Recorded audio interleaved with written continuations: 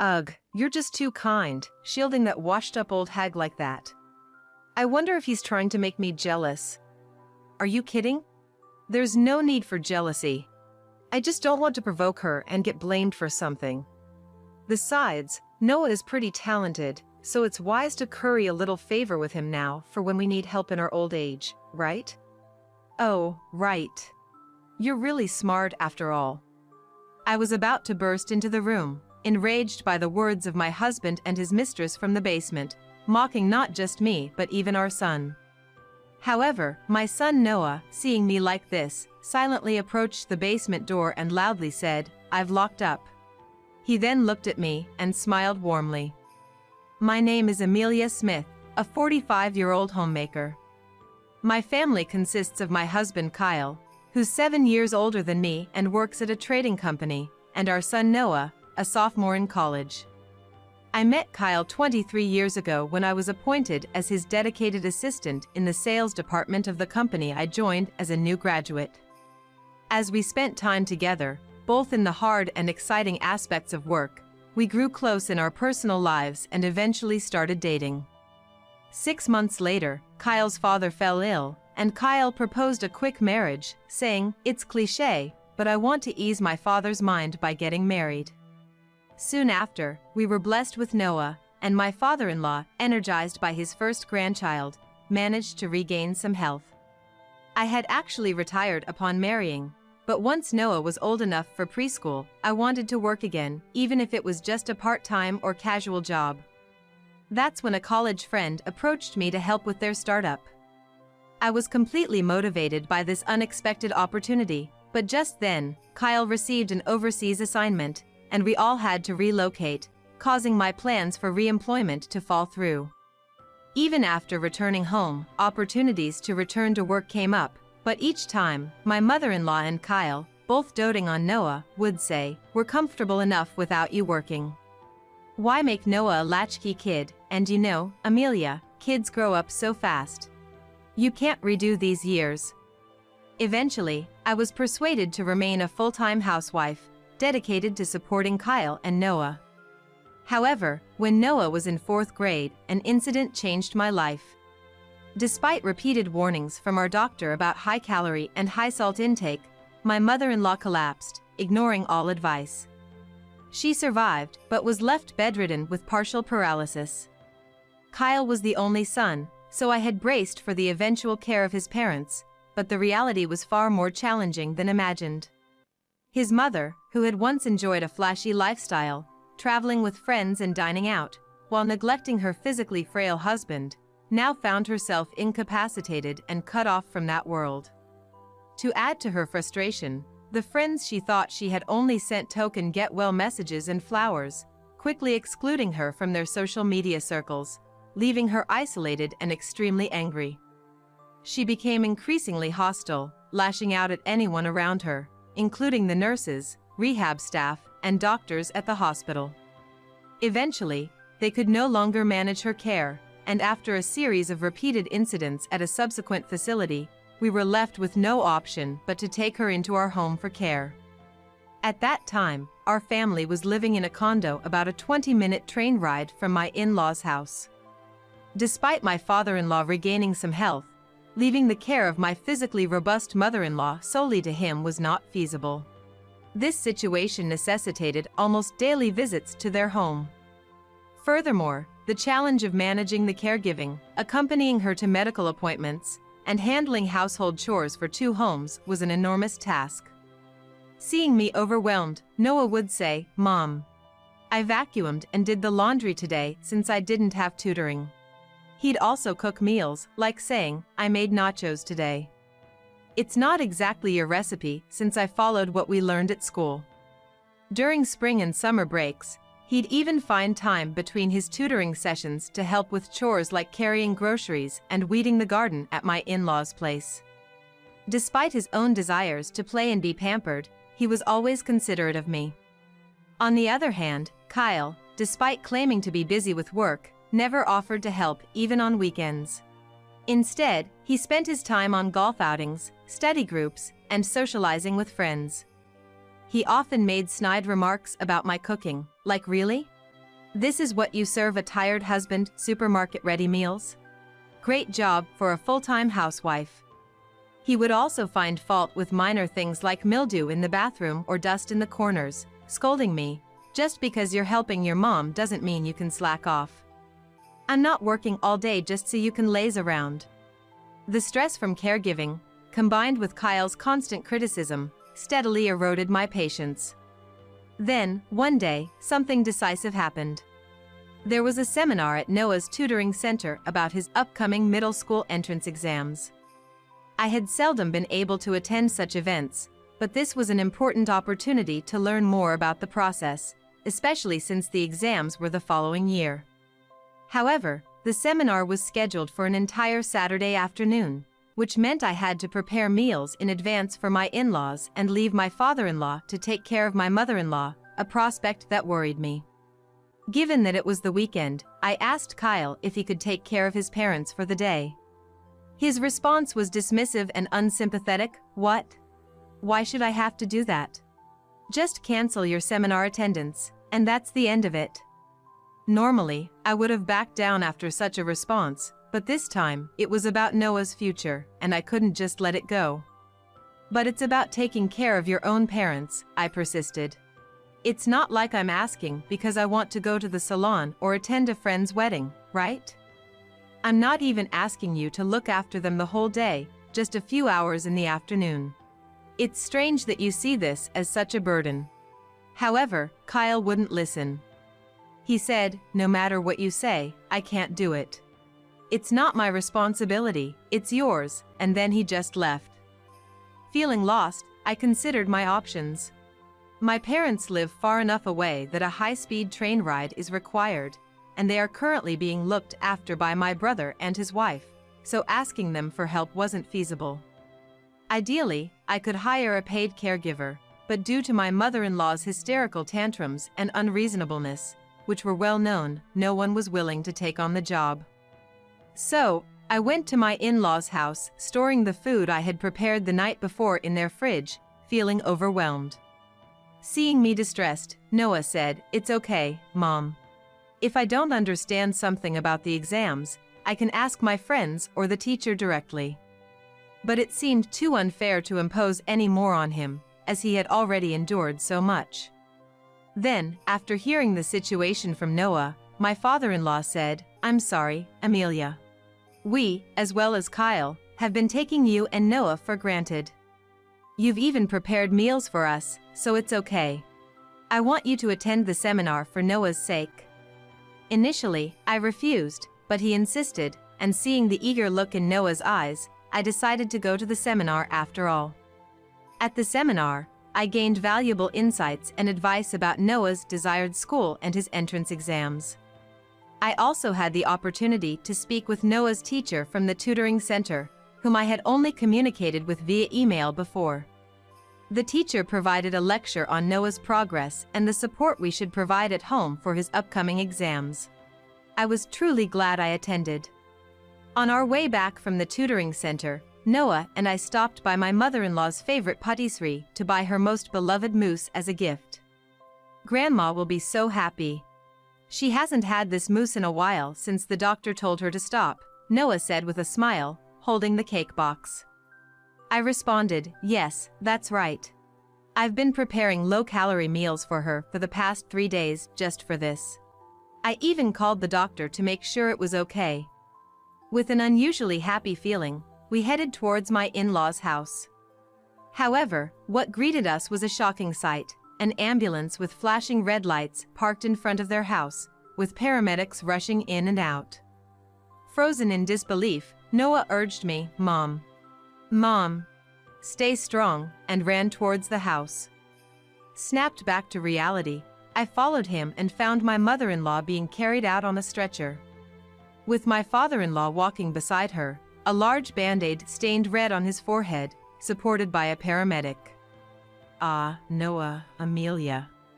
It's okay, it's nothing serious." They weakly smiled as they were taken away in the ambulance. After securing the house, I hurried to the hospital they were taken to. According to my father-in-law, who had finished his treatment first, my mother-in-law had thrown a tantrum when the reheated dinner I prepared was too hot, saying, "It's too hot. I could burn myself eating this." In her anger, she tried to throw the plate, lost balance, and fell from her wheelchair. My father-in-law, rushing to help her, stumbled and hit his forehead on the corner of the table. Although my father-in-law reassured me, saying, "None of this is Amelia or Noah's fault, it's all because of my wife's hysteria, so please don't worry," my husband, who arrived later, was furious and blamed us, shouting, "This is all your fault for being so selfish." He ordered Noah and me to take full-time care of his parents and abruptly canceled the lease on the condo where we lived as a family. With no choice, Noah and I moved into my in-laws' house. Thankfully, they had an old annex that my father-in-law used for work, so we had enough space, but life became even more centered around caring for my mother-in-law. To make matters worse, after my mother-in-law injured her back in a fall from her wheelchair, requiring a half-month of complete rest, she began showing symptoms of dementia. She would scream day and night, not only at me but also at my father-in-law and Noah, accusing us of being thieves. "You're all robbers. You've come to steal my jewels, haven't you?" She attempted to spit on us and even resorted to scratching and biting. My hands were constantly covered in scratches, and my hair started falling out due to stress. Despite this, when Kyle visited once a month to give living expenses, he would mock my appearance. "Wow, look at you. Hair all messy, skin in bad shape, you look like a monster." Indeed, back then, I was constantly busy with caregiving for my mother-in-law, which left my skin roughened from disinfectants and detergents. I had no time to take care of myself, often wearing my hair and clothes in a disheveled, unwashed state. Although my father-in-law and Noah protested Kyle's comments, I felt too guilty about not being there on the day of the accident to stand up to him. 10 years passed. Despite the difficult circumstances, Noah grew up to be a strong person and was admitted to his dream private middle school. Kyle continued to neglect our family, only contacting us through social media. Rumors said he was living with another woman, but he never skimped on Noah's education fees, so I treated him as if he were not part of our lives. Last year, when Noah got into college, my mother-in-law passed away. It may sound cold, but during the funeral, as I listened to the prayers, I remember thinking, this is finally a closure. However, at the funeral, Kyle showed up with a flashy dressed woman, ignoring the whispers of "Who is that woman?" from those around. Then, he reappeared and announced to my father-in-law, who looked bitterly upset, "Now that Mom has passed away, I'm thinking of divorcing Amelia. I plan to support Noah until he graduates from college, covering his tuition and living expenses. And I intend to give Amelia some property settlement." He even voluntarily mentioned that the woman he brought earlier was his partner for remarriage, Ava, with whom he had been living, and their relationship had been going on for about 10 years.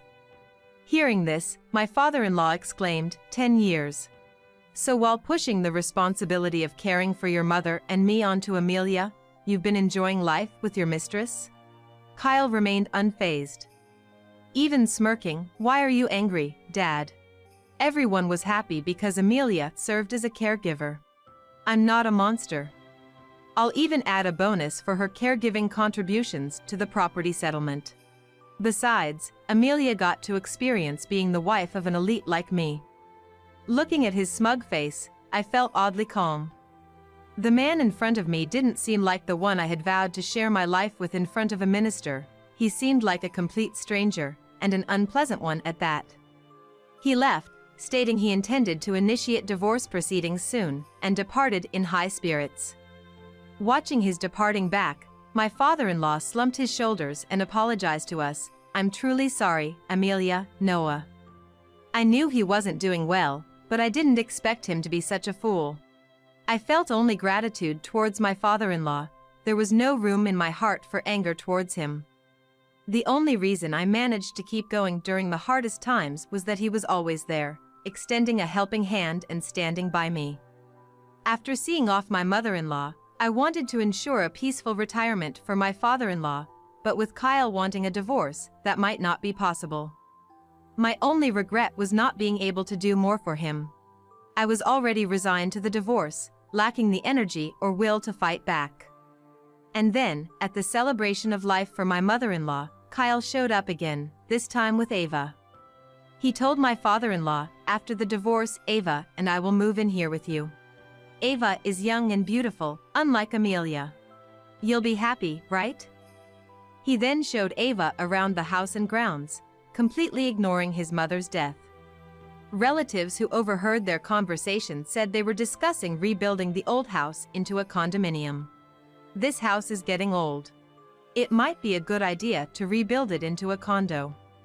We could rent out the lower floors as commercial space and live in a penthouse on the top floor, they were supposedly saying. The property, though old, was in a prime location, a 6-minute walk from the nearest station, on a sizable corner lot. I wasn't surprised to hear their plans, knowing that real estate developers had previously approached my father-in-law about selling the property. However, when the celebration of life was about to start, Kyle and Ava were nowhere to be found. Even though Kyle was the deceased son, we couldn't just ignore his absence. As relatives and I started looking for them, Noah silently pointed towards the basement of the annex and gestured for us to be quiet. We tiptoed closer, only to find Kyle and his mistress in the midst of an intimate moment. This alone made my father-in-law tremble with anger, looking like he was about to shout at any moment. But the two continued talking about money, saying, "Oh, you're so generous, even giving a property settlement to that washed-up old hag, and no need to be jealous. There's no need to provoke her and face her vengeance. Besides, Noah is quite talented, so it's smart to curry some favor for our future care." Hearing them even think of using my son, Noah, filled me with such rage that I saw red. As I was about to burst into the room in anger, Noah restrained me with a look. He then loudly said, "Oh, how careless to leave this open," and slammed the basement door shut with a loud noise, locking it. Then he loudly announced, "I've locked up," so that his voice echoed inside the now silent room. My father-in-law quickly reacted to Noah. "Oh, I must have forgotten to close it after looking for something. I really don't want to get any older." He then led the gathered relatives back to the main house. Watching everyone enter the heated room, my father-in-law said, "Well, sorry for the commotion. There's nothing much stored in that basement, but I need to keep it locked to make sure some fool doesn't sneak in and cause trouble." He then burst out in a seemingly delighted laugh. About half of the people seemed to understand my father-in-law's intention and looked shocked, but for the rest who hadn't quite grasped it yet, Noah explained, "You uncles might have heard, but that basement, accessible from the garage, has had issues with local troublemakers breaking in before. So, it's dangerous, and we usually keep it locked. Seems like I forgot to lock it today. The lock can't be opened from the inside, so on a cold day like this, it serves as a fitting punishment." After Noah's addition, everyone appeared to be convinced. The basement, in fact, belongs to the annex where Noah and I live. It can only be accessed through the garage, with no entry from inside the house. Originally, it was built by my father-in-law, who was an aerial photographer, to serve as a darkroom for film development and a storage area to protect photo negatives from UV light, so it's quite spacious, about the size of a 29 square meters room. However, with my father-in-law's health declining and his photography work ceasing, it had been unused for about 20 years, with even the electricity cut off. Additionally, when we had just moved into my in-laws' house, Noah, playing an adventure game, got trapped in the basement. The old, decayed doorknob on the inside came off, and he was locked inside, causing quite a commotion. After another incident where local delinquents broke in and nearly caused a fire, the doorknob was replaced with one that could only be locked from the outside. Kyle, who rarely visited our house, would have had no idea about this and must have thought to enjoy a thrilling interlude during the celebration of life by sneaking his mistress into the basement. Such a foolish man.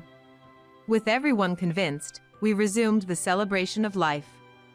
After it was concluded, the meal for the end of the celebration of life was served, and we all began to eat. However, unnoticed during the ceremony, faint sounds of screaming and banging, as if someone was desperately hitting a door, could be heard from the direction of the annex.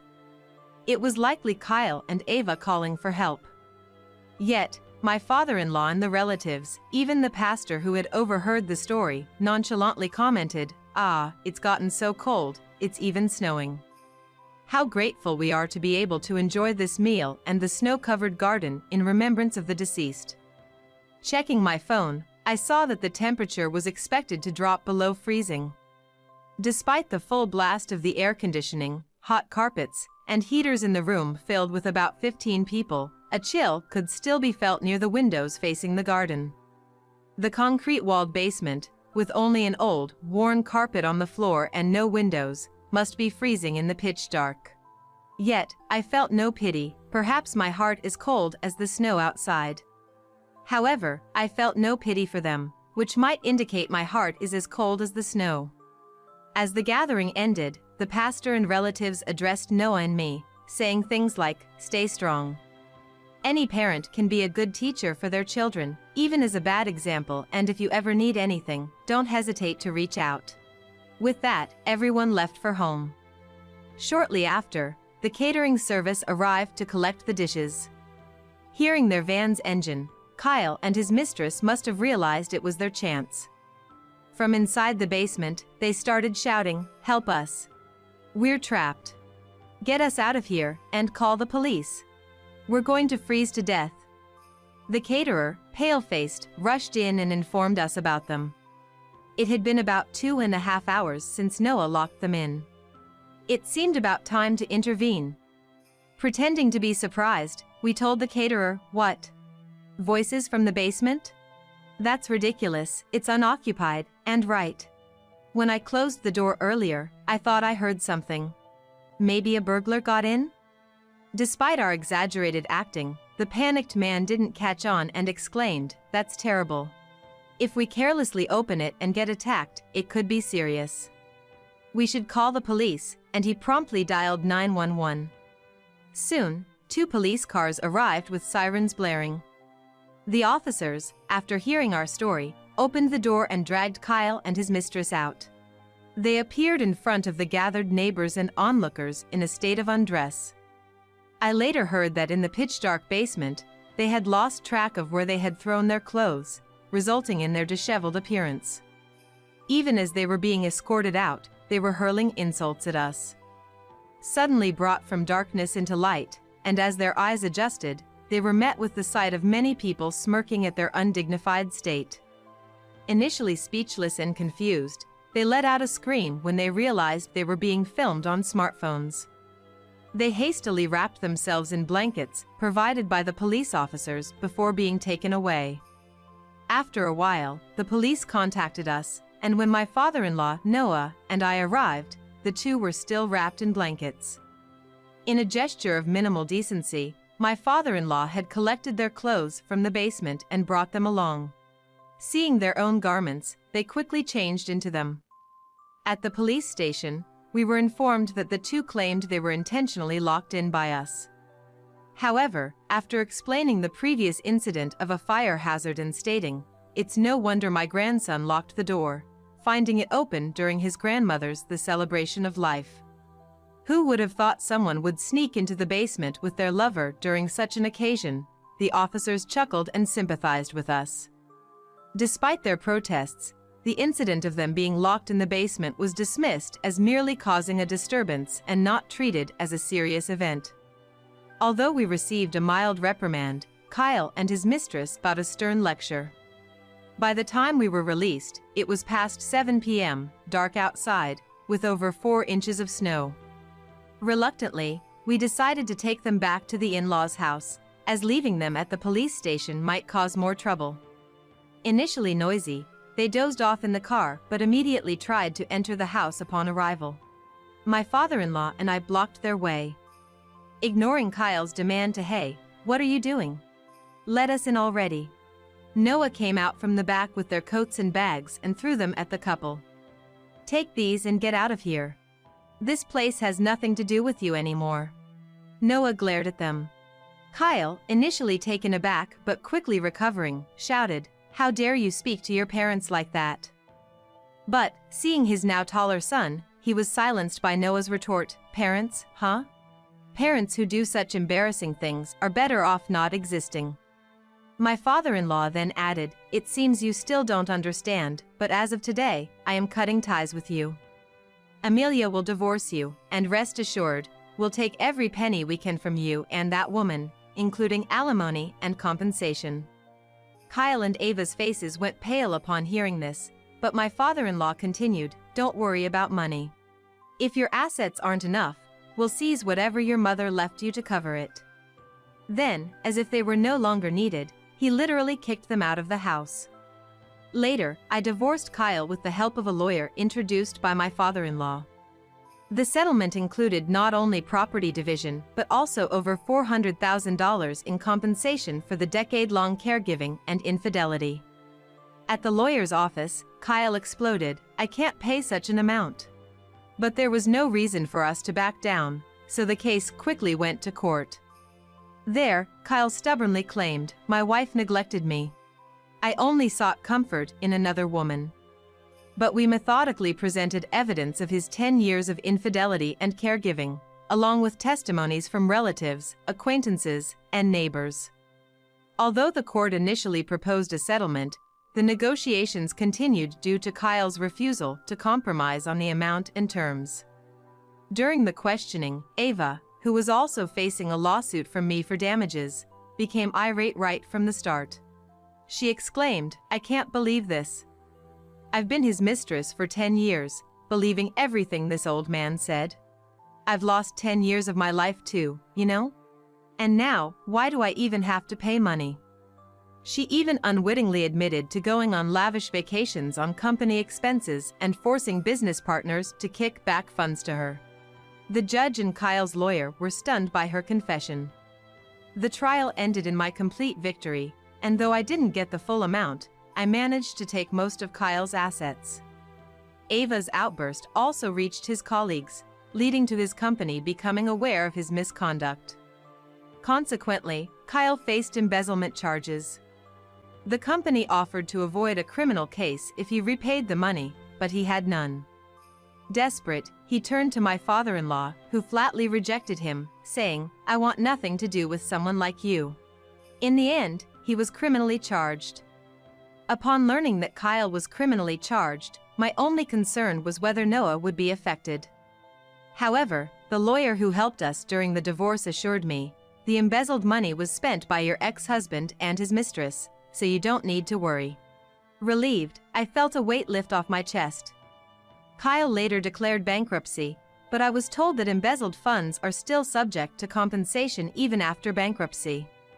Despite his efforts to find work, his notoriety, fueled by the basement incident spreading on social media and internet news, made it impossible for him to secure regular employment.